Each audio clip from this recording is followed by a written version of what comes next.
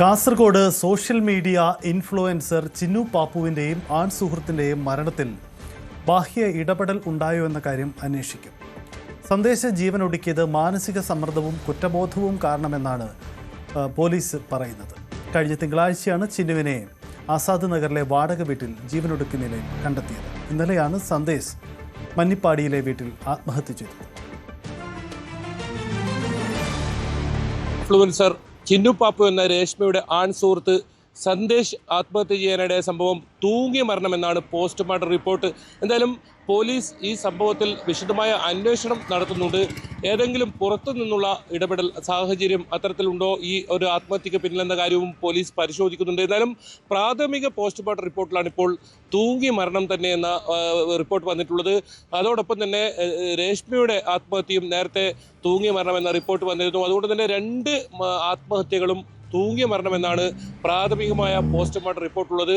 എന്തായാലും കടുത്ത മാനസിക സമ്മർദ്ദവും അതോടൊപ്പം കുറ്റബോധവുമാണ് ഈ ഒരു ആത്മഹത്യയിലേക്ക് നയിച്ചതെന്നാണ് പോലീസ് അന്വേഷണത്തിൽ പ്രാഥമികമായി കണ്ടെത്തിയത്.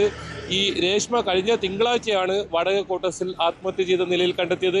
അതിനെ തുടർന്ന് ആൺ സുഹൃത്തായ സന്ദേശിനെ പോലീസ് കസ്റ്റഡിയിലെടുത്ത് വിശദമായി ചോദ്യം ചെയ്തിരുന്നു. പക്ഷേ ഈ ഒരു രേഷ്മയുടെ ആത്മഹത്യയുമായി ബന്ധപ്പെട്ട് സന്ദേശിന് ഏതെങ്കിലും തരത്തിൽ ബന്ധമില്ല എന്ന് കണ്ടാണ് രക്ഷിതാക്കൾക്കൊപ്പം പറഞ്ഞേക്കുന്ന സാഹചര്യം ഉണ്ടായിരുന്നത്. അപ്പോഴും പോലീസ് കൃത്യമായി രക്ഷിതാക്കളോട് ആവശ്യപ്പെട്ടിരുന്നു, അതായത് കൃത്യമായി നിരീക്ഷിക്കണമെന്ന് സന്ദേശിന്. കാരണം അത്രത്തോളം വലിയ മാനസിക സമ്മർദ്ദം ആ സമയത്ത് സന്ദേശിനുണ്ടായിരുന്നു.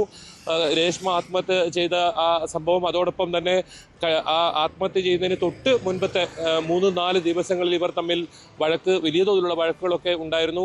അതുകൊണ്ട് തന്നെ ആ ഒരു കുറ്റബോധം, അതോടൊപ്പം സാമൂഹ്യ മാധ്യമങ്ങളിൽ പല സ്ഥലങ്ങളിലും ഈ രേഷ്മയുടെ ആത്മഹത്യക്ക് പിന്നിൽ സന്ദേശാണെന്ന തരത്തിൽ വലിയ തോതിൽ ഫോട്ടോ ഉൾപ്പെടെ വെച്ച് പ്രചരിപ്പിക്കുന്ന സാഹചര്യമുണ്ട്. അതും വലിയ തോതിൽ കടുത്ത മാനസിക സമ്മർദ്ദത്തിന് സന്ദേശം ഉണ്ടാക്കിയെന്നാണ് ഈ ഇയാളുടെ സുഹൃത്തുക്കളൊക്കെ പറയുന്നത്.